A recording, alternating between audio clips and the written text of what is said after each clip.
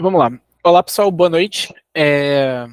Hoje a gente vai falar sobre um assunto novo chamado programação dinâmica.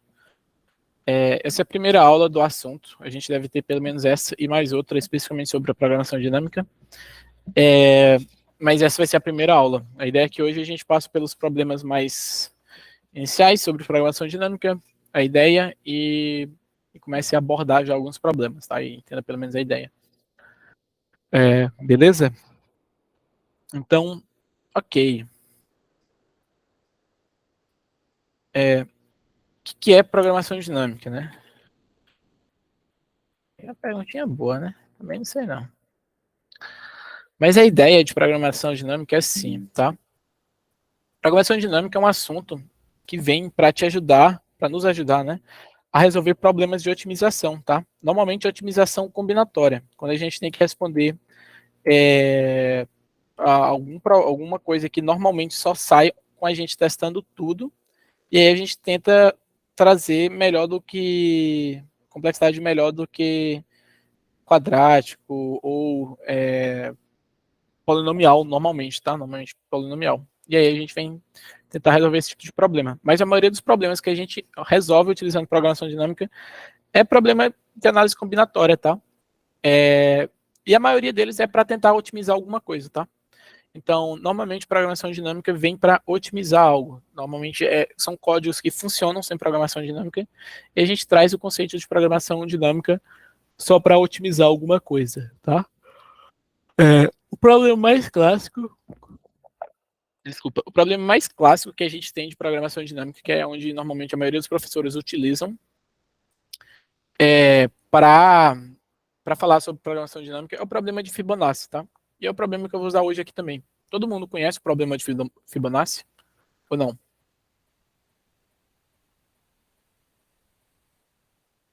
Fibonacci é.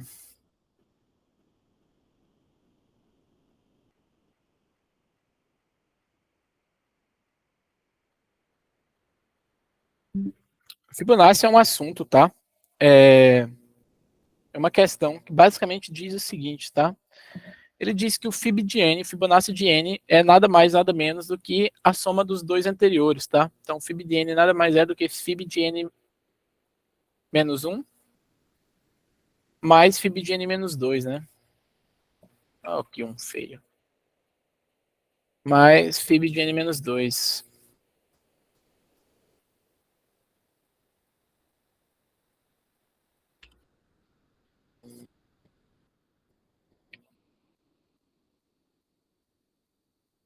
Então, o Fib de n nada mais é do que a soma desses dois caras, tá?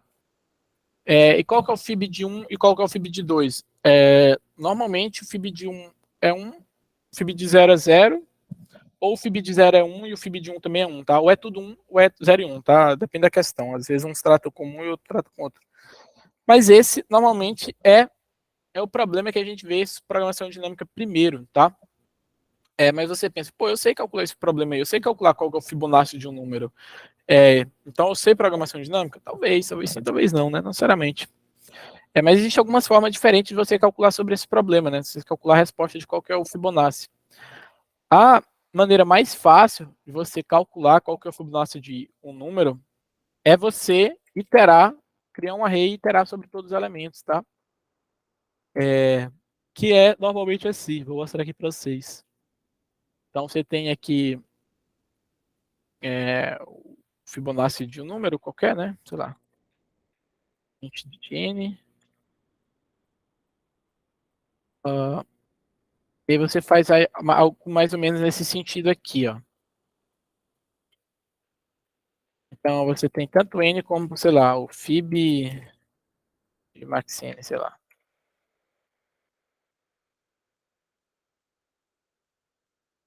Então você pode deixar claro dizendo aqui que o Fib de 0 é 0 e que o Fib de 1 é 1. E aí um outro jeito que você pode calcular o Fibonacci de um número é isso daqui, né? Para todos os outros, o Fib de um número é igual à soma do anterior mais do penúltimo, né? Do penúltimo mais do antepenúltimo, né? Esse é um jeito normal que a galera utiliza para calcular o Fibonacci de um número, tá? E imprime isso daqui. lá no final, tá? Ops. Imprimir lá no final. Isso é uma forma que você pode calcular o Fibonacci de um número, mas tem uma outra forma que você pode calcular o Fibonacci de um número. Qual que é a outra forma que você pode calcular o Fibonacci de um número? É calcular de forma recursiva. Então, você poderia dizer que o Fib, tá? É o Fib de n, beleza? Então, se for n é tanto, tanto, então você poderia calcular, ao invés de você fazer assim, você poderia calcular dessa forma aqui. Fazer o for, a gente poderia calcular dessa forma. Alguém sabe me dizer qual que é a principal diferença de a gente fazer do jeito que a gente estava antes para essa forma aqui, que a gente tem agora, que a gente faz de forma recursiva, que é, se for 0 a gente retorna, se for 1 a gente retorna, se não for a gente retorna a soma dos dois, beleza? De forma recursiva, né? Alguém se arrisca a dizer qual que é a principal diferença, além, obviamente, da sintaxe?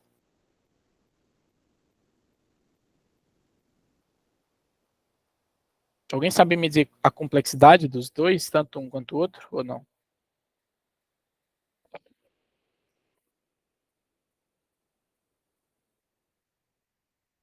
Não? Deixa eu ver se alguém mandou no chat, eu não vi, né? Tá, ninguém comentou sobre a complexidade dos mesmos, né? Mas eu falo aqui. É...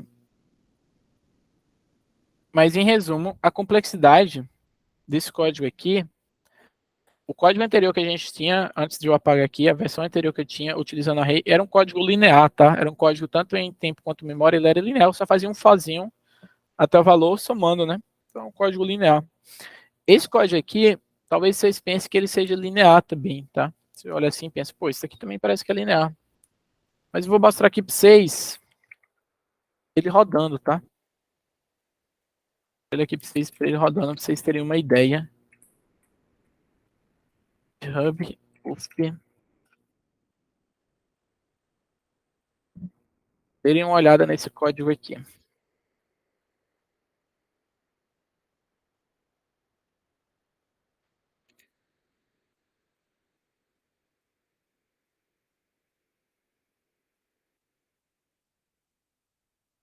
Então, por exemplo, o Fibonacci de 6, né? Fibonacci de 6 é 8, segundo ele. Fibonacci de 7, acho que está errado isso aqui, 13. Fibonacci de 10 é 55. Fibonacci de 20, esse daí, né? Fibonacci de 30 também respondeu. E o Fibonacci de 60, porra, Fibonacci de 60 eu tô demorando, hein? Pô, por que que não? Fibonacci de 40, também não. Fibonacci de 40 já demorou muito, né? Deixa eu ver o Fibonacci de 41. Demorou um pouco mais, né? Fibonacci de 42, 45, sei lá. Ele já está demorando bastante, tá? A título de curiosidade, eu vou deixar ele rodando aqui qual que é o Fibonacci de 60. Ele vai ficar rodando aí por um bom tempo. Mas isso é um código que ele parece linear. Veja que a gente aumentou o N só até 60, tá? Não é nem 100, 200, 300, tá? É um número relativamente pequeno, tá? 60. Mas esse aqui é um código que, por mais que ele pareça ser linear, quando a gente vai ver esse código recursivo, o que, que ele está fazendo? Olha, vamos fazer aqui a chamada do Fib de 6, por exemplo, tá? Então, qual que é o Fib de 6? Eu vou chamar só de F, tá? O F de 6 nada mais é, como a gente pode olhar, né? Não é nem 0 nem 1, então ele vem para esse caso aqui, né? É o F de 5, tá? É o F de 5, mais o F de 6 menos 8 dá 4, né? Então ele vem e calcula a soma dos dois, beleza? Até aqui nenhum problema, né? F de 6 é igual a F de 5 mais F de 4. Quanto que é o F de 5? O F de 5 é o F de 4, tá? Mais o F de 3. E quanto que é o F de 4? O F de 4 é o F de 3 mais o F de 2, né?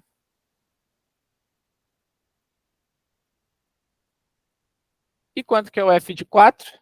O F de 4 a gente acabou de descobrir, né? O F de 3 mais o F de 2, né? A gente pode colocar essa chamada aqui também. Qual que é o f de 3? O f de 3 é o f de 2 mais o f de 1, né? Então, daria aqui o f de 2 mais o f de 1. O f de 3 é o f de 2 mais o f de 1. E o f de 3... Percebam que a gente tem um f de 3 aqui, ó, várias vezes, entendeu? Percebam que a gente calculou o f de 4 várias vezes. Vocês concordam comigo que, independente de onde eu estou chamando, o Fibonacci de 4 deveria dar a mesma resposta? Então, a gente está calculando alguns caras diversas vezes, assim, de forma repetitiva, sabe? Por exemplo, aqui, ó, o 2 a gente calculou pelo menos 3 vezes aqui, né? Só que a gente ainda calcularia mais aqui, ó, no f de 3 a gente ia calcular mais uma vez, daria 4 vezes, né? Então, isso só foi no f de 6. Quando a gente colocasse o f de 7, toda essa galera ia repetir, tá?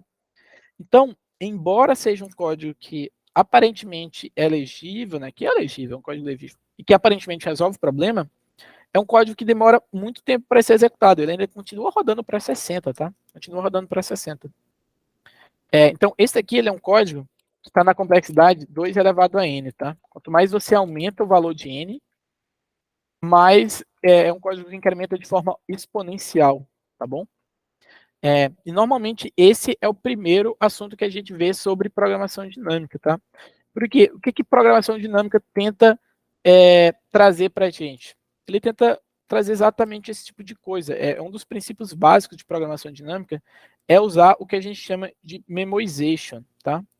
Que é a gente evitar com que a gente calcule o mesmo estado mais de uma vez. Então, para esse exemplo aqui, a gente calculou mais de uma vez, tá? O f de 4, tá? Então, a gente calculou o f de 4 aqui e aqui. Então, para a gente calcular o f de 6, a gente precisou do f de 4. Para a gente calcular o f de 5, a gente precisou do f de 4, tá? Para a gente calcular o f de 4, a gente precisou do f de 3. Para a gente calcular o f de 5, a gente precisou do f de 3. Então, o f de 3 foi recalculado várias vezes. Em todas elas, o resultado foi o mesmo, tá? O f de 2 também. Então, a gente recalculou o mesmo estado um monte de vezes, sendo que o estado, a resposta deu a mesma coisa para todas essas chamadas.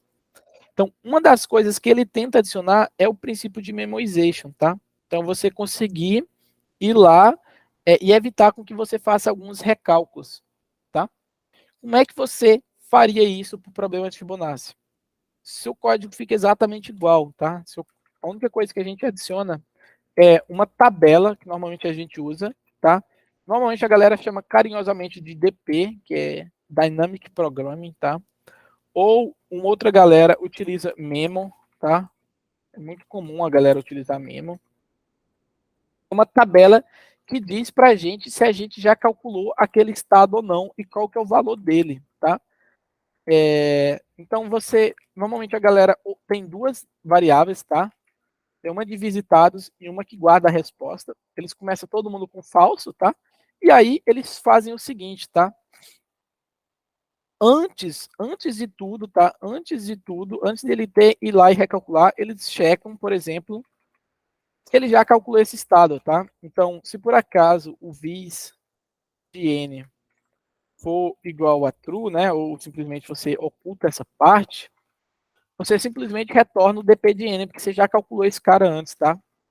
E se não, você marca ele como visitado e guarda aqui no seu código, tá? Você guarda antes de você retornar, você guarda ele aqui, ó, dp de n recebe a resposta que você calculou, tá?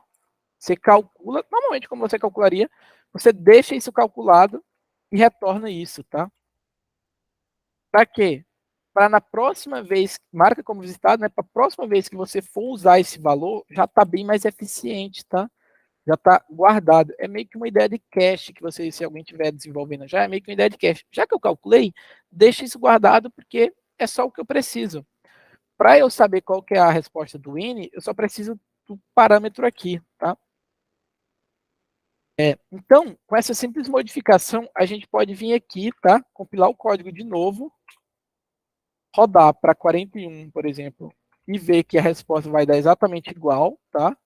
Para 41 deu exatamente igual. Mas agora, se a gente quiser saber para 60, ele roda aparentemente instantaneamente, tá? Se você quiser botar para 100, ele roda, né? Deu porque que deu negativo? Eu explico depois. Se quiser rodar para 1000, ele roda, tá? Ele roda para qualquer valor relativamente grande de forma eficiente, tá? Diferente do que código que a gente tinha antes.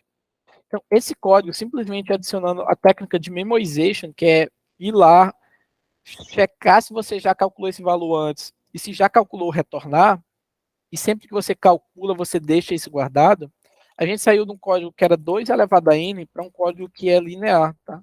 Esse código aqui, ele fica linear. Por que que esse código é linear? Porque, percebam que, beleza, vamos simular aqui, tá? Vamos pegar, isso era o que a gente tinha antes, né? Para calcular cada estado, a gente tinha várias chamadas aqui, né?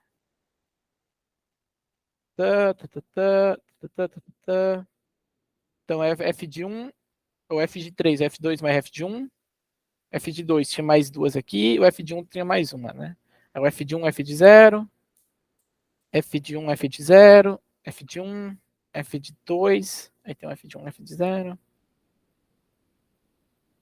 A gente tinha mais ou menos essa quantidade aqui. O que que muda, tá? Quando a gente adiciona esse novo caso? Você vai vir aqui para um estado novo, beleza? Você vai vir aqui para um estado novo, que é o seguinte. Você, para calcular o f de 6, você ainda precisa dos dois, tá? Você precisa tanto do 5 quanto do 4. Do 5, você precisa do 4, do 3, etc. Só que, quando você vier calcular o do 3 aqui, você não vai ter essa galera nova aqui para baixo, tá? Por quê? Porque essa galera nova já vai ter sido calculada. Então, quando você vir chamar o f de 3 aqui, ele já vai ter sido calculado aqui e ele simplesmente vai retornar. Então, ele não vai recalcular nada de novo. O mesmo vale para esse cara, tá? Quando ele vir chamar o f de 4 aqui pela primeira vez aqui, ele calcula, tá? Ele vai ter que calcular porque ele nunca calculou. Só que quando ele vem chamar pela segunda vez ou mais, ele simplesmente retorna, porque isso já está salvo lá na memória, tá? Já foi calculado uma vez. Então, cada estado, ele vai ser calculado no máximo uma vez, porque uma vez que você calculou ele, você nunca mais vai recalcular ele de novo, tá? Então, qual que fica a complexidade final do seu código? A complexidade final do seu código vai ser basicamente o seguinte: se cada estado você calcula uma vez, qual que é a complexidade final? É a quantidade de estados que você tem, vezes o tempo para processar cada estado, beleza? Nesse caso, quantos estados a gente tem? A gente tem N estados, vocês concordam comigo? Que N é a quantidade de Fibonacci que eu vou calcular. Isso representa para a gente o custo de um estado, certo? Então, a quantidade de estados é N, né? Então, fica O de N vezes o tempo para processar cada estado. Qual que é a complexidade para processar um estado? Para processar um estado é simplesmente somar dois valores, tá? Então, esse daqui é o custo da transição. Percebam que fazer a transição é só checar um if, esse aqui é O de 1, esse aqui é O de 1, tudo é O de 1 aqui, né? O de 1 é de 1. Essa parte aqui, como é uma chamada recursiva, a gente, putz, não sei qual que é a complexidade disso. Mas a gente vai assumir aqui que é O de 1, tá? Então, se isso daqui já tiver calculado na memória, é O de 1. Se não tiver, é que se dane, né? Mas é só uma soma simples, tá? Então, isso aqui é O de 1, tá? Então, fica N vezes 1, que no final fica O de N, né? Por isso que a complexidade desse código cai de 2 elevado a N para O de N, tá? Porque essa é a forma de, uma vez que você adiciona memoization no seu código, qual que é a nova complexidade que você tem? É a quantidade de estados vezes o tempo para processar cada estado. Fez sentido até aqui? Vocês entenderam o que muda aí de Fibonacci recursivo com memoization e o Fibonacci recursivo sem memoization? Ou não fez sentido? Alguém não entendeu? Bem. Então, essa é a primeira ideia que a gente adiciona, memoization, tá? É um assunto que vocês vão ver aí algumas vezes. Ou você considera só como cache, o que você quiser. Uma outra coisa bem comum que a galera faz, que vocês vão ver no código, ao invés de você ter esse array de visitados, que a galera costuma fazer? Eles costumam inicializar a própria variável de DP, tá? Com um valor que você sabe que nunca vai existir nela, tá? Então, por exemplo, não existe Fibonacci negativo, né? Porque você está sempre somando números positivos. Então, eles inicializam o array, por exemplo, inteiro, como -1, tá? E aí, eles não precisam desse array de visitados, né? Ele chega aqui e checa. Se por acaso dp de n for diferente de -1, é porque eu já calculei. Então, ele só retorna, faz mais ou menos isso, tá? Então, ele só guarda e retorna, né? E a galera ainda faz melhor. A galera pega e coloca isso daqui aqui, né? Então, o código fica ainda menor para calcular o Fibonacci, tá? Se por acaso for o caso base, ele retorna o caso base. Se não for, ele vê se ele já calculou os outros estados e retorna caso já tenha sido calculado. Mas antes de retornar, ele guarda em dp de n, tá? Esse é um código que funciona igual. É um código com o mesmo comportamento, só que é menor, é mais enxuto, tá? Então é muito comum no dia a dia de maratona você ver código nesses estilos aqui. Fez sentido essa diferença do código usando duas variáveis e usando só uma variável? Por que a gente pode fazer isso? Porque a gente sabe que sempre que tiver um -1 é porque é o valor inicial que a gente colocou lá, tá? É um valor que não existe. Quando que você pode usar o -1 e quando você não pode usar o -1? Se por acaso correr o risco de o -1 ser um valor válido para o problema, você não pode usar o -1, porque você não sabe se é um valor válido porque você calculou e deu -1, ou se é um valor válido porque ou se é um valor inválido porque você nunca calculou, né? Então você tem que colocar um valor que nunca exista. Nesse caso, a restrição do problema de Fibonacci garante para a gente que não existe valor negativo, então a gente pode utilizar, né? Para outros problemas pode ser que a gente não possa usar o -1, né? E a gente tem que usar as duas variáveis, né?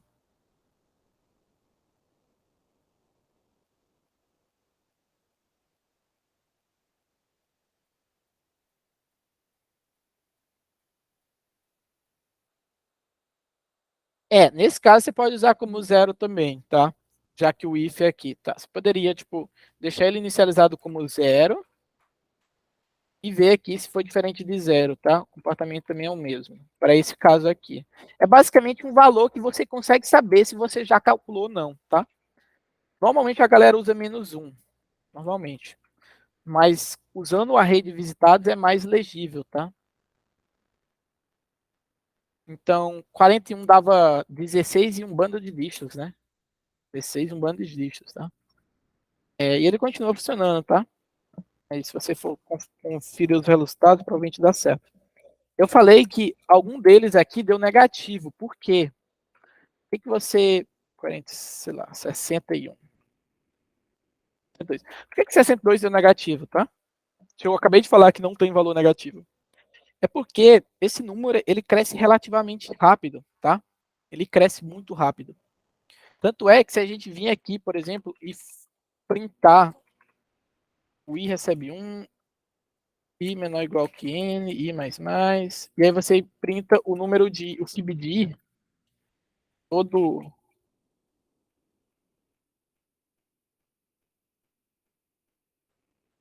toda vez que você imprime o fib de i, você vê como é que ele cresce, é um número que cresce relativamente rápido, tá?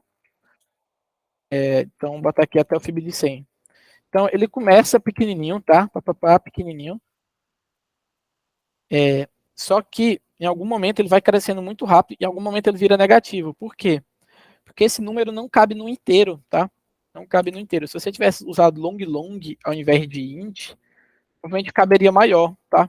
Provavelmente caberia mais. Então, se aqui for long, você vai ver que esse problema já não existe tanto assim, né? Você vai ver que no 47 ele deu negativo aqui para int, né? Mas se a gente for lá e usar long, ele aguenta um pouco mais, tá? Percebam que aqui no 40 e pouco ele continua crescendo, né?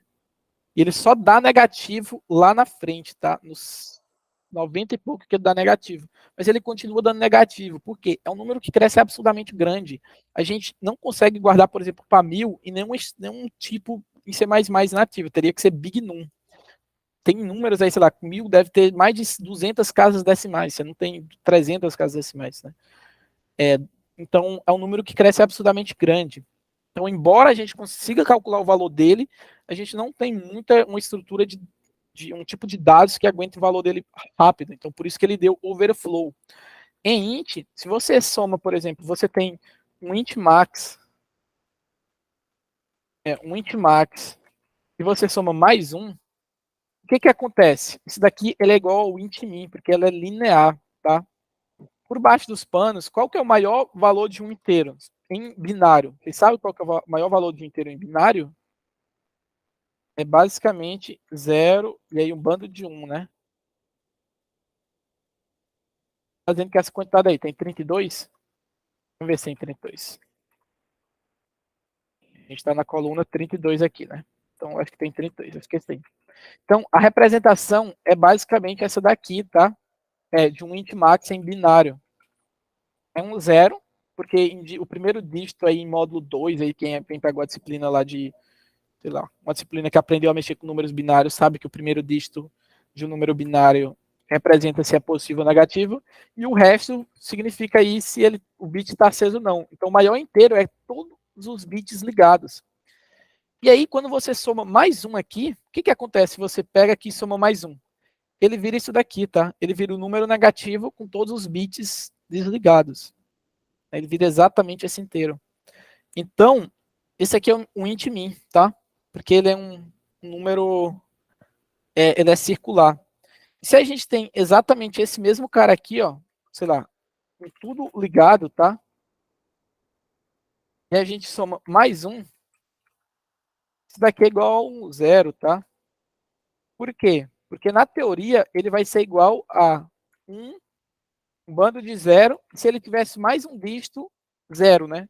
Só que como ele só guarda os últimos 32 bits, né? Então esse cara aqui ele vai para além, fica só um bando de zero, tá? Então esse aqui é o valor de menos 1, tá? Inclusive em binário, esse aqui é o valor de menos 1. Quando você soma menos 1 mais 1 é igual a zero, tá? Mas isso é o porquê que dá overflow, e quando dá overflow em C++ ou em C também, ele não dá erro, né? Ele só vai para o negativo, e às vezes o overflow é tão grande que ele vai para o negativo e continua no negativo, tá? Ele tá no negativo e, enfim, né? Às vezes ele vai lá, somou, deu overflow, mas ele continuou e veio parar em positivo, né? Ele deu uma volta inteira pelos negativos e parou no positivo, tá? Por isso que ele cresce e dá negativo, tá? Fez sentido para vocês até aqui?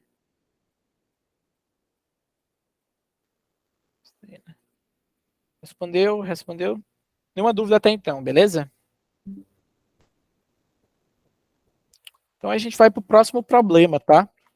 O próximo problema é que a gente vai tentar responder. Então todo mundo já sabe responder o problema de Fibonacci utilizando programação dinâmica, né? Só isso, fácil. Easy. GG é Z. Claro, meu querido. Fácil. Programação dinâmica é muito fácil. Não sei porque alguém disse que esse treco era difícil, né? Porra, é só fazer um if lá no início e salvar isso, certo? Pretty much like this. Então a gente vai para o próximo problema. O próximo problema que eu quero mostrar para vocês é o problema do troco, beleza? Hoje a gente vai falar do problema do Fibonacci e o problema do troco. Só esses dois problemas. Terminando esses dois problemas, a gente libera. E aí, próxima semana, a gente vai falar sobre alguns outros, né? Alguns outros problemas.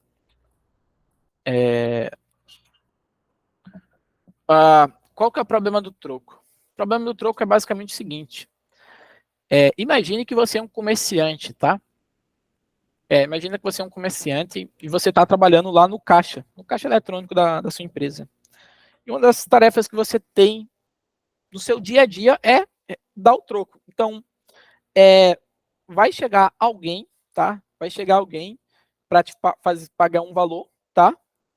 E ele vai, né? Vai te dizer, olha, eu tenho que voltar R$ 100 para você. Tenho que voltar R$ 70, tenho que voltar R$ 37, por exemplo, né? Tenho que voltar de troco para você R$ 37 ou algum outro valor, tá? Então, vamos ver se o Copilot é bom mesmo.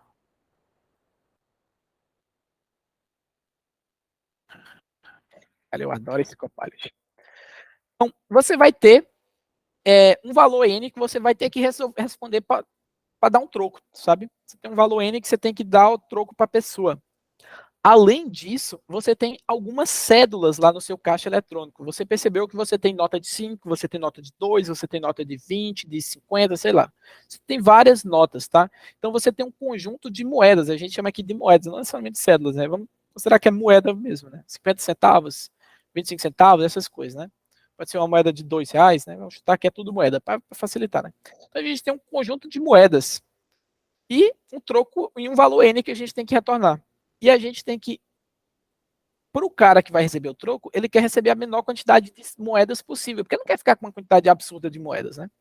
Então a pergunta é, qual a menor quantidade de moedas necessária para formar o valor de N, tá? E aqui eu vou formalizar um pouco mais, tá? Uma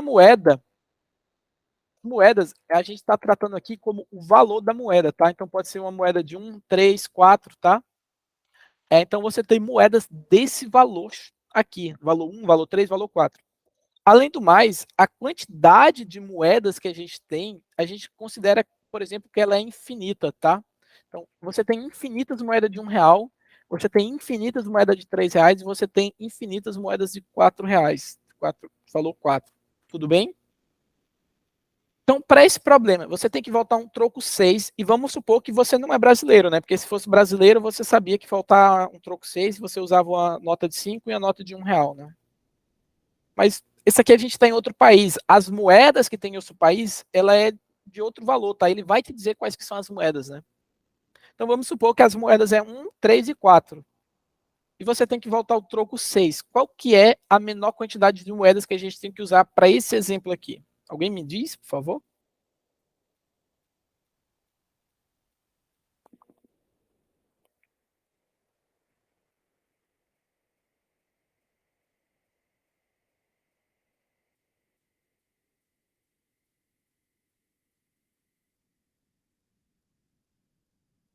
Eu não sei se alguém falou no chat, tá? Eu vou abrir no chat aqui. É isso, cara. Eu nem sei que comentário é que eu fiz. Mas foi 3 minutos atrás. Se o Lucas se sentiu burro, eu falei alguma bobagem. Desculpa, pessoal. Cara mais inteligente dessa cal aqui dizendo que se sentiu burro, que isso, cara. Isso aqui tá muito errado. Mas para esse exemplo aqui, algumas pessoas falaram no chat que a resposta, a gente pode pegar, por exemplo, uma moeda de 4, totalizando uma moeda de 4 e duas moedas de 1, totalizando 6. Mas a gente pode também pegar duas moedas de 3, tá? Que totaliza duas moedinhas, tá? Duas moedas. Isso aqui totaliza 3 moedas. A gente tem outra configuração também, que a gente pode pegar mais um, mais 3, né? Também dá 6, né? Totalizando 4 moedas. E a gente pode pegar um mais. Porra, completa aí para mim. Totalizando 6 moedas, tá? Essas são basicamente as configurações que a gente consegue de troco. Então percebam que a menor é duas moedas, que é colocando 3 e 3, tá? Mas se a gente quisesse voltar, por exemplo, um outro troco qualquer, como por exemplo, sei lá, a resposta é duas moedas, tá? Agora imagina que o N é igual a 8, né? A gente poderia usar duas moedas de 4, né? Mas se, por exemplo, o N fosse igual a 9, a gente poderia ou colocar duas de 4 e uma de 1, ou 3 de 3, né? Também daria certo, né? Então, dependendo de qual que é o N, essa configuração aqui muda, certo? Essa configuração muda. Alguém tem alguma ideia de como que a gente resolve esse problema ou não? Problema do troco? Dado que você vai ter uma rede de moedas, tá? Dizendo os valores de cada moeda, e um troco que você tem que retornar. Primeiro, né? Melhor pergunta. Todo mundo entendeu o problema? O que é o problema do troco? Ou alguém não entendeu o problema do troco?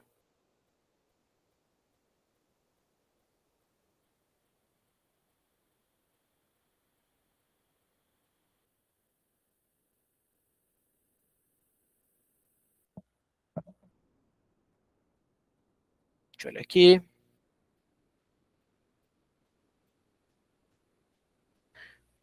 A ideia é mais ou menos essa, Moisés. Mais ou menos essa daí, tá?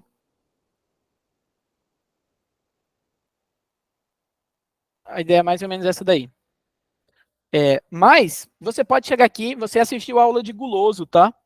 Você assistiu a aula de guloso e aí você pensa, porra, isso aqui é fácil, né? Vou começar a colocar a moedinha mais pesada primeiro, né? Para, teoricamente, vai dar um melhor troco. Mas a gente viu que usar mais pesada não é ideal. Isso daqui mostra, né? Porque se a gente coloca o 4, a gente não consegue colocar o 3, e aí a gente vai ter que pegar duas de 1, totalizando 3 moedinhas para esse exemplo. Se a gente começar a colocar primeiro a moeda mais pesada. Aí você pensa, pô, eu vou pegar então a moeda, dividir o valor pelo total, fazer uma média maluca aí e começar a ordenar por isso. Qualquer solução gulosa que você propor, eu vou lhe mostrar um contra-exemplo, tá? Então, solução gulosa aqui não serve, tá? Isso aqui é um problema, não me lembro, NP completo, eu acho, tá? Que você, teoricamente, tem que testar todas as possibilidades, ok? Então, não vai ter choro, você vai ter que testar todas as possibilidades, né? Só que como que você testa as possibilidades? Aí aqui vai ter um truque que é muito usado de programação dinâmica. Como é que você implementa isso, tá? Eu vou mostrar aqui para vocês a solução, né? Você vai ter um vector de int chamado moedas, né? Eu vou pedir para você para ler a int ttd. Você lê a quantidade de moedas, tá? Moedas.resize, moedas. Faz para mim aí. Obrigado. E eu vou ler o troco, né? E aí, eu vou imprimir o troco, tá? Aqui nesse problema, a gente só está interessado na quantidade de moedas. A gente vai ignorar que moedas são essas. A gente só está interessado na moeda, tá? Então, qual que é o troco de n, tá? Então, eu vou retornar aqui, vou criar uma função que me diz qual que é a menor quantidade de moedas que eu uso para dar o troco no valor de n, beleza? Essa é a função que eu vou implementar. E essa é uma função que vai testar todas as possibilidades para a gente. Tudo bem? Faz sentido até aqui? Como é que você testa todas as possibilidades, tá? A primeira coisa que a gente pode testar, que a gente sabe, é que se o n é igual a 0, a gente não precisa gastar nenhuma moeda, tá? Que a gente já resolveu. Então, quando o n é 0, a resposta é 0, tá? Só que quando o n não é 0, eu vou dizer, olha, a quantidade de moedas que eu tenho que guardar, que eu tenho que usar para retornar o troco n, por enquanto é inf, tá? E aí, a gente retorna o once no final. Qual que é a ideia aqui para eu testar todas as possibilidades? Ora, eu vou testar, literalmente usar cada uma das moedas, tá? Exatamente cada uma das moedas. Eu não tenho N moedas, né? Onde é que eu modelei isso aqui, né? Eu tenho N moedas, certo? Eu tenho uma quantidade de moedas aqui, é M moedas, né? M de Maria, né? Então, eu vou testar, putz, para eu dar o troco 6, eu vou tentar usar uma moedinha de R$1, eu vou testar usar uma moedinha de R$3 e eu vou testar usar uma moedinha de R$4. Uma dessas eu vou precisar usar pelo menos, né? Pelo menos uma delas. Então eu vou testar todas porque eu não sei qual que é a melhor, tá? Então, se eu uso uma moedinha, a moeda de R$1, eu vou ter 1 mais o troco de 5, né? Vocês concordam comigo que se eu usar, caso use 1,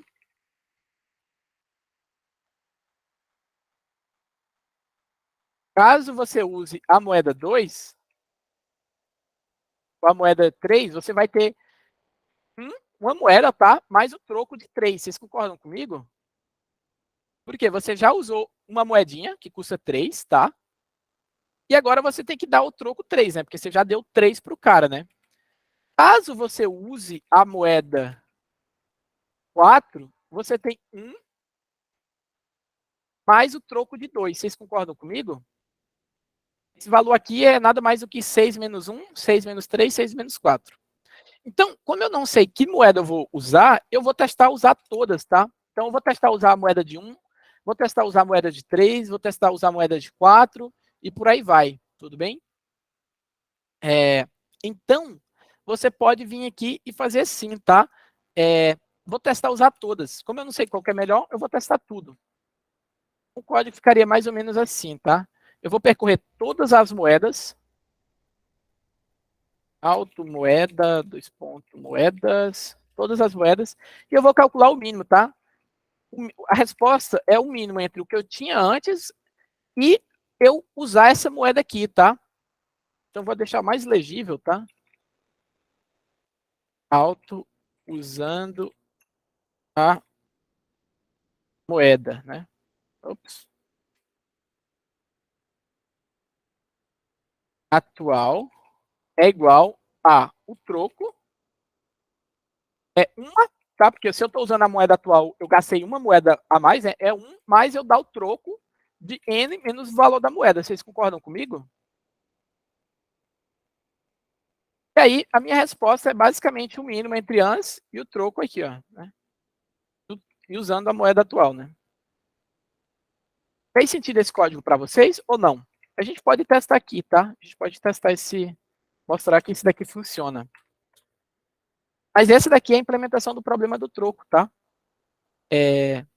Por enquanto vocês pensam, pô, não tem nada de programação dinâmica, né? Só código normal, brute force da vida, né? Então, imagina que eu tenho 3 moedas, 1, 3 e 4, e eu quero dar o troco 6. Porra, deu negativo. Por que ele deu negativo? Não deu erro aqui executando. Porque eu só posso fazer isso se por acaso a moeda for maior do que o troco que você tem que dar, você ignora ela, beleza? Porque senão você vai dar um troco negativo, né? Vai passar do troco. Esqueci desse detalhe. Então você ignora moedas que são grandes demais, tá? 1, 3, 4, 6. Então a resposta deu 2, tá? A resposta deu 2 porque para a gente retornar o troco 3, a melhor resposta é 2. Então esse daqui é um código que ele calcula todas as possibilidades. Tudo bem? Aí você pensa, pô, é eficiente, né? Então imagina, qual que é o problema? Imagina que você tem aqui, sei lá, 100 moedinhas, 50 moedinhas. Vou botar o Copilot para gerar isso aqui para mim, que eu tô com preguiça, né? Número de moedas igual a 50, moedas igual a... Eu quero que você continue gerando, cara. Tô com preguiça. Moedas igual a 1, 2, 3, 4, 5, 6. Continue gerando, meu caro. Não brinca. Eu vou deixar até 21 moedinhas, já tá bom. Vai dar para mostrar para vocês. Então, eu tenho 21 moedinhas, tá? E eu quero dar o troco de, sei lá, 10 mil. Cara, isso aqui vai ficar rodando por um bom tempo, tá? Para ele calcular esse troco aí, ele vai testar, putz, testa da primeiro um, depois testa 2, depois testa um de novo, testa não sei o que lá, testa não sei o que lá. E por aí vai, tá? E ele vai demorar muito a rodar. Por enquanto, a gente não aplicou nenhuma técnica de programação dinâmica aqui muito não, tá? Isso aqui é um brute force normal. A gente só modelou o problema de uma forma que ajuda a gente. O que está faltando aqui? Está faltando a gente utilizar a técnica de memorization. A gente não está utilizando técnica de memorization. Por que é útil? Vocês percebam, vamos supor aqui que a gente tem as moedas 1, 2 e 3, né? Vamos supor que a gente tem as moedas 1, 2 e 3 só, tá? Ixi, acho que não tem, acho que eu digitei pouco número, né? Ele tá faltando 3 aqui, 1, 2, 3, 4, 5, 6, 7, 8, 9. Talvez ele esteja rodando porque eu digitei errado, tá? 21.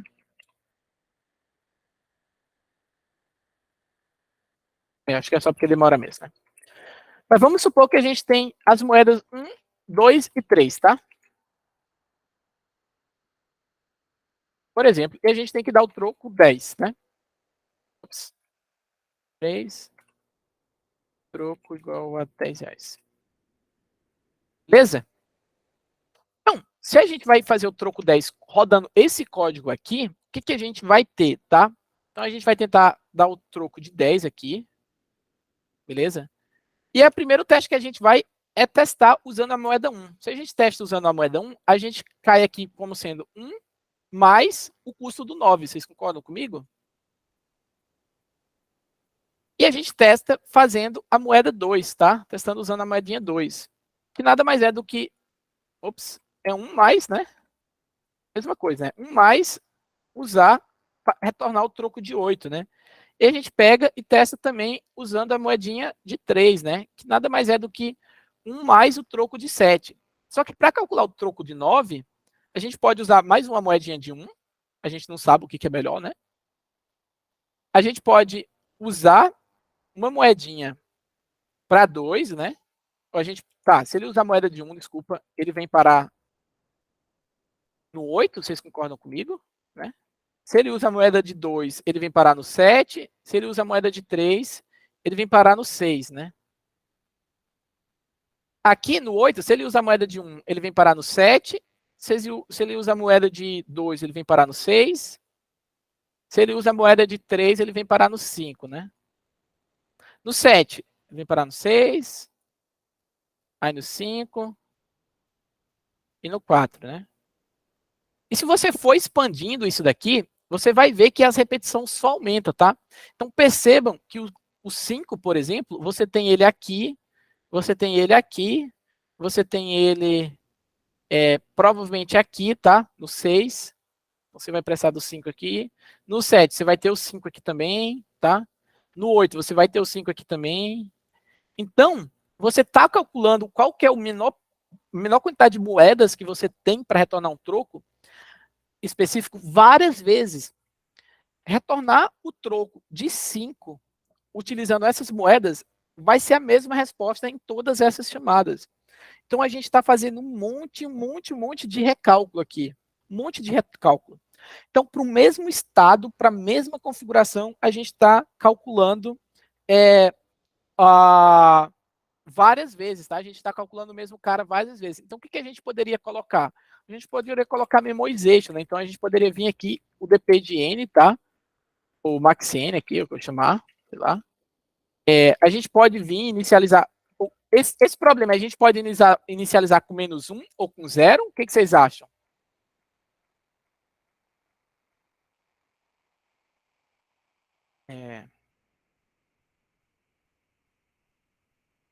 Vou colocar com -1, tá? Isso aqui é um problema que você pode usar o -1, tá? Então, eu inicializei todo mundo com -1. E o que eu faço? Depois dos casos bases, eu checo, tá? Se por acaso dp de n for diferente de -1, eu retorno, porque eu já calculei isso daqui, tá? Então, se eu já calculei, eu retorno. Aí eu calculo, tá? Eu calculo. E aí, antes de eu retornar, eu salvo isso em n, tá? Literalmente salvo. É o mesmo código. Eu só adicionei a parte para evitar o recálculo e eu salvo a resposta sempre. Então, eu salvo isso no cache, retorna isso do cache, né? Se já está no cache, né? Mais ou menos essa ideia, tá? E aí, vocês vão ver que isso daqui, ele roda bem mais eficiente, tá?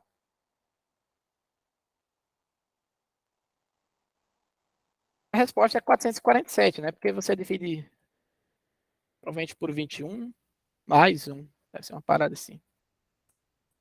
Usando essas moedinhas, né? E ele confia que é 447, tá? Mas percebam que ele rodou bem mais eficiente, tá? Bem mais eficiente. Do que simplesmente se a gente não adiantasse a ideia de memoization, tá? E aqui eu pergunto para vocês, qual que é a complexidade desse código? Antigamente, a gente tinha uma complexidade que ela também era na casa de 2 elevado a n, tá? Era um código bem lento. E agora, vocês sabem me dizer qual que é a complexidade desse código? Ou não?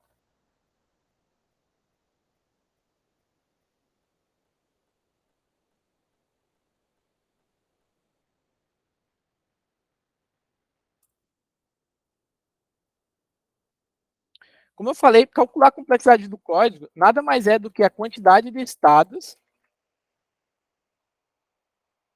vezes o custo da transição, tá? Custo para calcular cada estado, também é conhecido como custo da transição, tá? Custo para calcular cada estado. Essa é a complexidade, tá? Mas vamos aqui. Quantos estados diferentes eu tenho? Quantos estados diferentes eu tenho? Aqui eu tenho N estados. Vocês concordam comigo? Eu tenho N estados, tá? É a minha variável programação dinâmica, tá? Eu tenho N estados.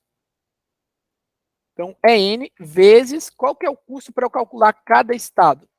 Para eu calcular cada estado, eu tenho aqui um for pela quantidade de moedas. Vocês concordam comigo? Isso é um for, se você for calcular a complexidade aqui, é um for, tá? For para você calcular cada moeda. Então, é N vezes a quantidade de moedas, tá? Essa é a complexidade do problema do troco, adicionando programação dinâmica. Então, você saiu de um problema que era 2 elevado a N para um problema, ou uma complexidade de 2 elevado a N para uma complexidade que era N vezes quantidade de moedas, tá? Isso aqui é exponencial, isso aqui é polinomial, né? Então, adicionando a programação dinâmica, você conseguiu reduzir a complexidade do problema bastante, tá? Fez sentido para vocês? Todo mundo entendeu até aqui? Tem uma forma diferente de resolver esse problema, tá? Uma forma de implementar diferente. Que forma é essa, tá? Eu vou colocar essa forma só para a gente discutir, beleza? Mas a gente pode colocar aqui mais um estado na programação dinâmica, tá? Max, sei lá,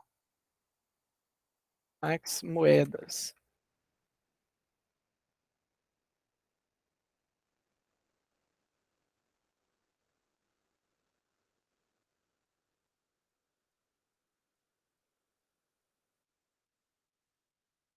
Você pode colocar, por exemplo, modificar o problema para o seguinte: ao invés de você dizer só o troco, você diz o troco e que moeda você está olhando exatamente agora, tá?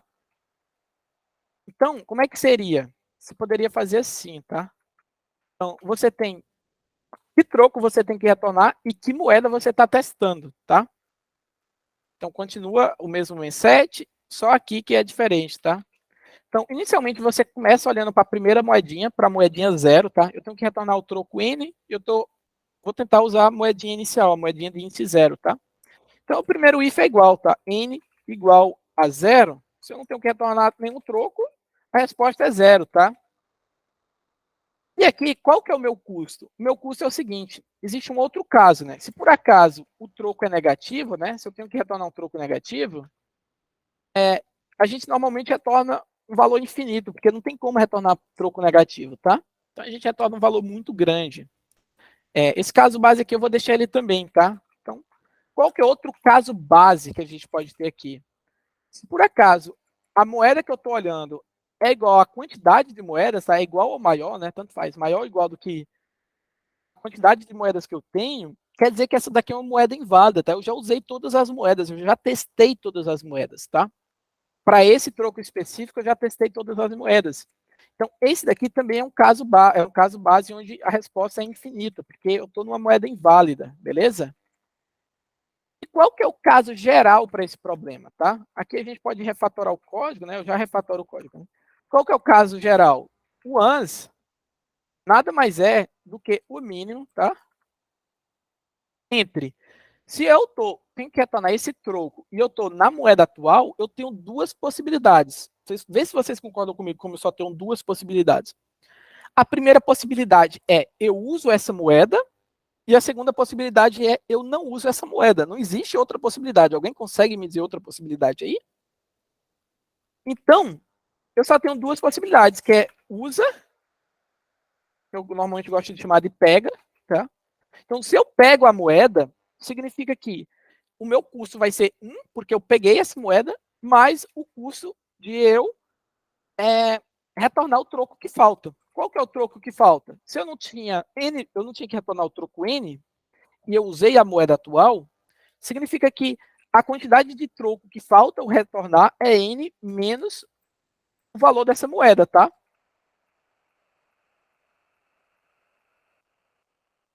E qual que é a próxima moeda que eu vou tentar usar? Ora, eu já usei todas, eu já testei todo mundo que vem antes de mim. Então eu posso repetir a moeda, então eu vou continuar na moeda atual, tá? Porque ela pode ser boa para mim. Então eu vou tentar retornar o mesmo troco, tá? Ou o mesmo troco não, eu vou retornar um troco menor, porque eu estou pegando essa moeda, só que eu vou continuar usando a mesma moeda, beleza? Vou retornar, continuar usando a mesma moeda. Então esse daqui é o caso de eu pegar essa moeda, tá? De eu usar essa moeda atual. Qual que é o caso de eu não pegar essa moeda?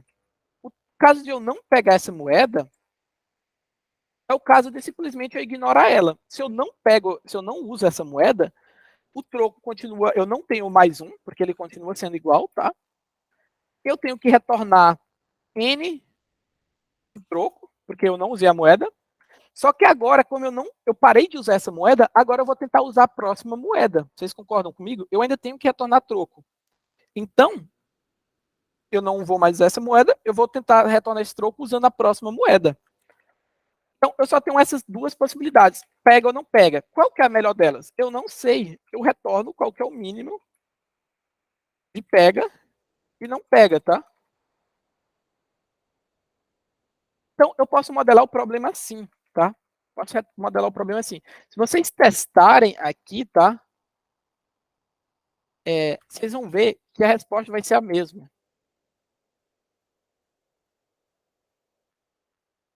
Opa, o que eu fiz de errado?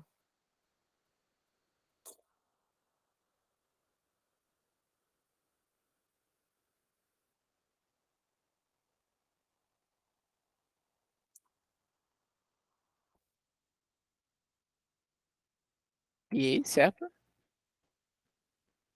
Li, troco de N, usando a moeda zero. What the fuck? Tá, eu sei o que é. Mesma coisa, tá? Só que o que faltou? Então a gente usar a memoization, certo? Porque senão vai demorar pra caramba, né? Depois de tudo, a gente só adiciona a memoization, beleza? Então, qual que é a memoization?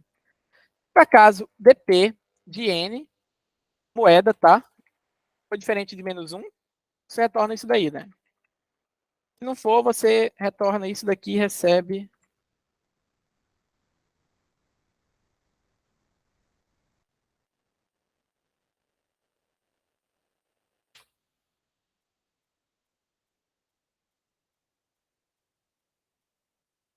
A resposta era 417, né? Uma parada assim, né? 417, né?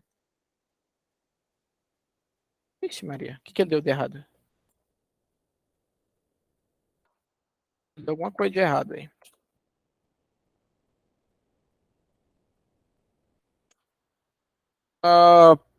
O troco...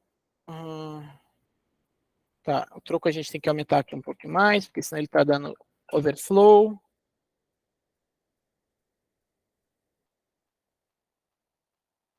477, né? Ó, eu tava causando overflow, tá? Esse daqui é o mesmo jeito de você resolver o problema, só que modelado de uma forma um pouco diferente. Qual que é a forma um pouco diferente? Na versão anterior, a gente só tinha como parâmetro o N, né? Era só o que a gente precisava saber era o N. E a gente fazia um for por todas as moedas. Nesse daqui, a gente tem também o parâmetro da moeda. Que moeda a gente está testando atualmente, tá? Então, a gente trouxe esse cara para o parâmetro, né? Então, ao invés de a gente fazer o for, a gente só testa se a gente pega ela ou não pega. Então, se a gente quisesse refatorar o código, a gente poderia, né, só para deixar mais legível, né? A gente poderia colocar isso aqui, tirar isso, e fica um código relativamente pequeno, tá? Então, melhor entre pegar e não pegar essa moeda, usar ou não usar essa moeda. Todo mundo entendeu esse código ou não? Todo mundo entendeu essa abordagem ou alguém não entendeu? A gente só passou a moeda, a gente passou ela para o parâmetro, né? E qual que é a complexidade desse código? Alguém se arrisca a dizer qual que é a complexidade desse código? Eu falei que é sempre essa fórmulazinha aqui, né? Sempre não, né? Mas é basicamente essa forma aqui de calcular coisa, né? Quantos estados a gente tem aqui? Alguém consegue dizer quantos estados a gente tem?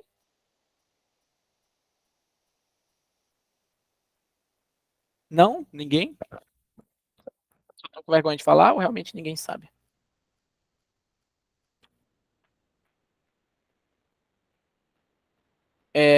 Quantidade de estados que a gente tem aqui esses caras aqui, tá? A gente tem N possíveis valores para esse primeiro cara, tá? Então é N. E para cada um desses valores, a gente tem essa quantidade aqui para a configuração de moeda, tá? Então, a quantidade de estado é N vezes quantidade de moedas, tá? Então, isso daqui vezes o custo de calcular cada estado. Vocês concordam comigo? Só que qual que é o custo para calcular o estado agora? A gente viu na passada que o custo para calcular cada estado era quantidade de moedas, né? Só que nesse código aqui, o custo para calcular cada estado, ele é O de 1. Se você olhar aqui, é só conta simples, tá? Então, isso daqui é vezes 1, tá? Então, a complexidade fica na mesma. Fica exatamente igual à mesma. A diferença é que aqui, em tempo, é a mesma complexidade. O que tem aqui é que a gente tem mais memória. A gente está gastando mais memória, tá?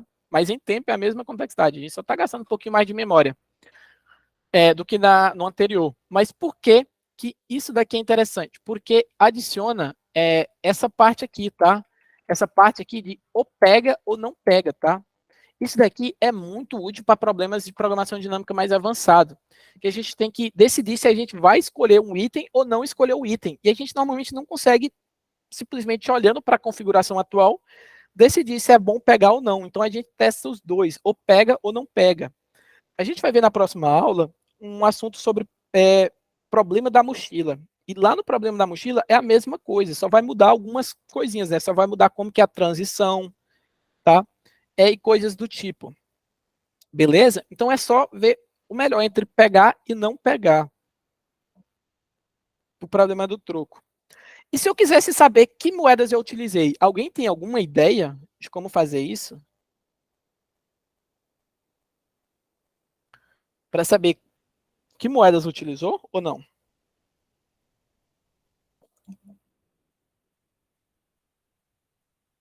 Tá, nenhuma sugestão.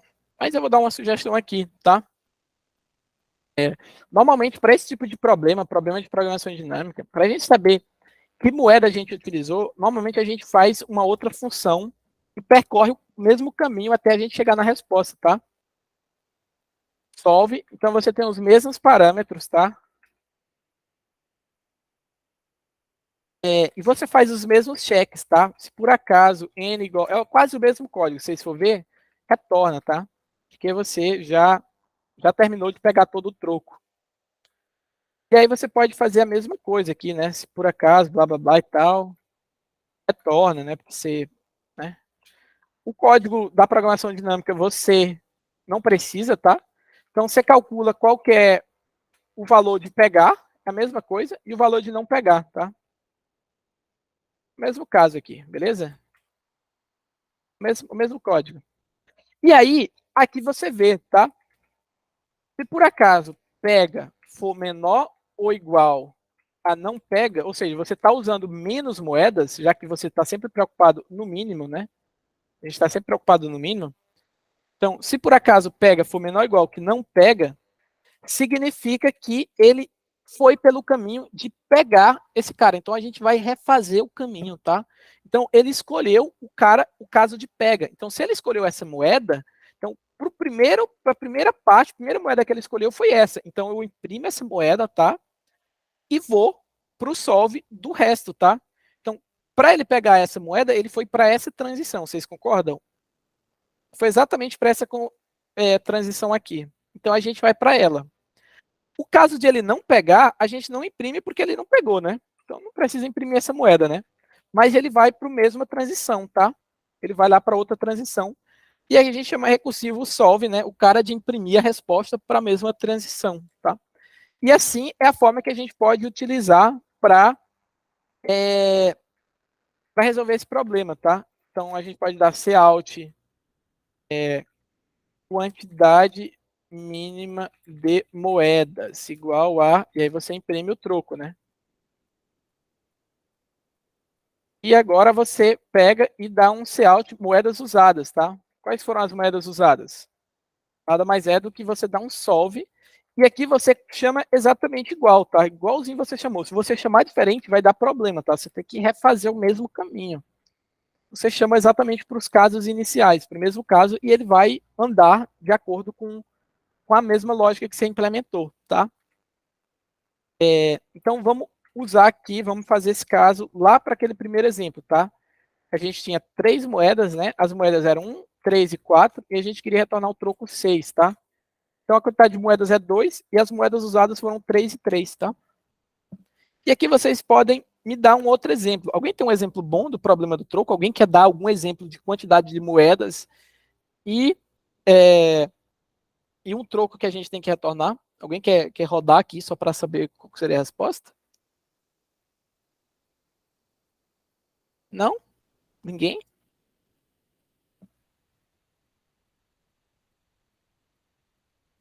Tudo bem. Ok. Eu vou tentar gerar um caso aleatório. Né? 5 moedas.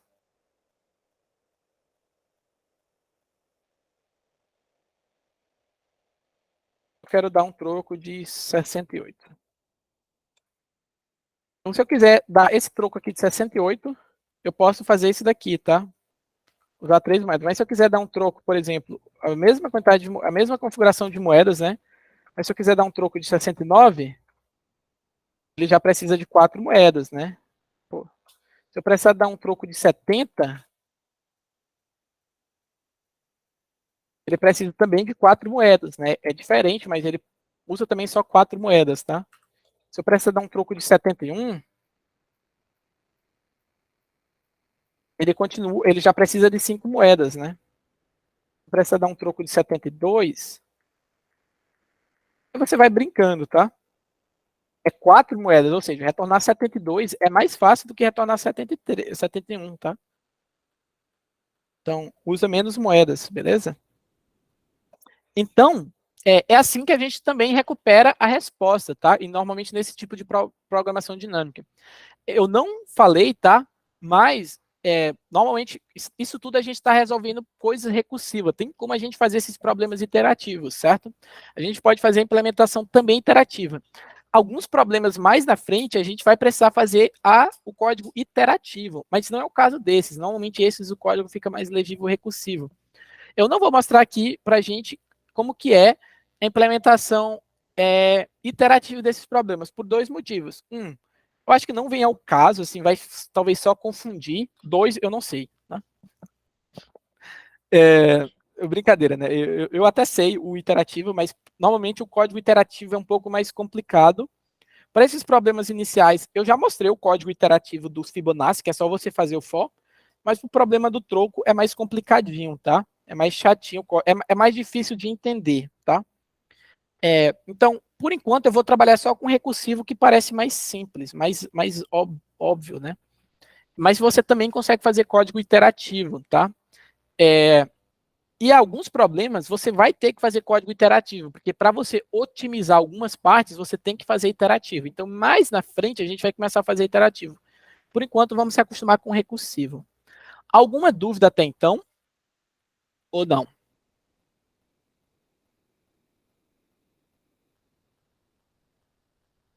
Deu para compreender a ideia. Eu não falei aqui, não deixei explícito, tá? Mas como a gente está tratando com coisas recursivas, a gente tem duas partes, tá? A gente resolve os casos bases, né? Então, como todo e qualquer problema de recursão, a gente resolve os casos bases, que é os casos que a gente já sabe a resposta.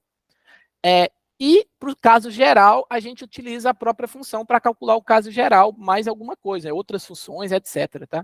Então, esse é o caso geral e esse é o caso base. Lembrando, se você está no caso geral, você tem que garantir que o caso geral, a sua transição, o que você mudou no seu caso geral, a recursão que você fez, ela tem que, em algum momento, te levar para um caso base, tá? Então, nesse caso aqui, a gente sempre diminui, né? A gente está sempre diminuindo esse cara e continuando com esse, né? Então, se esse cara sempre diminui, uma hora ou ele é igual a zero ou ele é menor que zero, né? Então, nesse caso aqui, uma hora ele bate no caso base. Como esse cara está sempre aumentando, uma hora esse cara chega no final aqui, né? Então, ele sempre leva para um caso base, né? Então, a gente tem que garantir que na nossa implementação o caso geral sempre leva para um caso base e o caso base é caso base, né? O base a gente sabe a resposta sem precisar chamar recursivamente, né?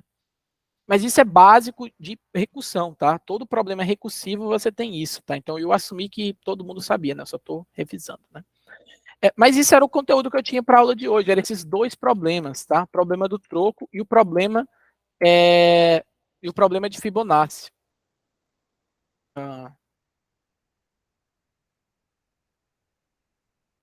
se ninguém tiver mais perguntas, a gente pode estar encerrando a aula de hoje por aqui, tá? Se alguém tiver pergunta, fica à vontade, mas esse era o conteúdo. Próxima aula, a gente vai falar de mais um problema muito clássico de programação dinâmica, que é o problema da mochila. O código vocês vão ver que é relativamente parecido com esse, mas resolve outro tipo de problema, tá?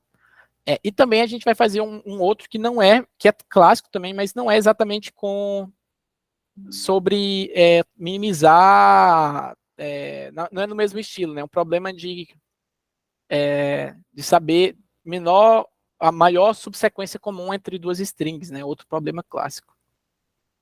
Beleza? Fez sentido para vocês?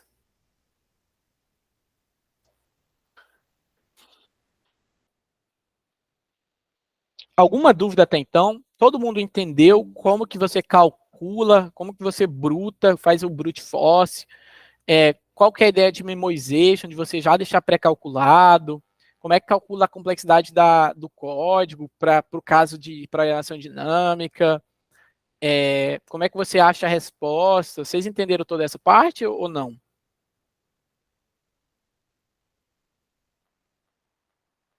Vai ter lista? Cara, eu não criei uma lista hoje, tá? Essa semana tá bem corrida para mim e eu não criei a lista. Não sei se Samuel criou alguma lista. Eu acabei esquecendo de pedir ele. Eu acho que ele também não criou, tá? O Samuel tá bem ocupado esses 2 dias também. Então não tenho lista hoje, mas até amanhã eu vou tentar criar uma lista. Se eu não mandar a lista no grupo até amanhã, a gente não tem. A gente vai ter lista até amanhã, tá? Mas vai ser uma lista pequena, tá? Eu vou mandar uma lista até amanhã, no máximo até sábado, tá? Mas me cobra a lista amanhã, é porque ontem e hoje os dias foram muito corridos e eu não consegui preparar a lista, tá? Aí a gente vai fazer uma listinha, porque senão a gente não tem aula terça, tá? Mas a gente vai fazer uma listinha.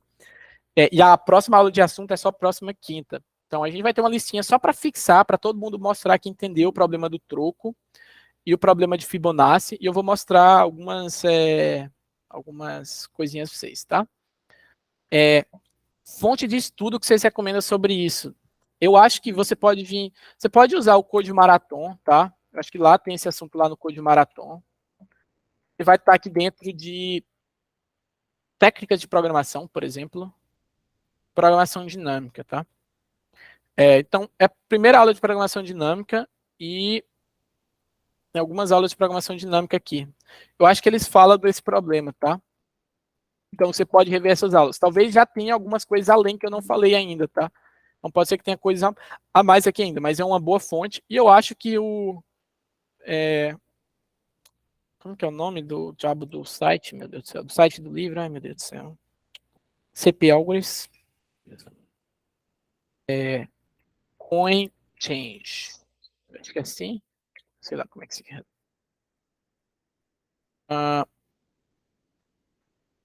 Não vai ter.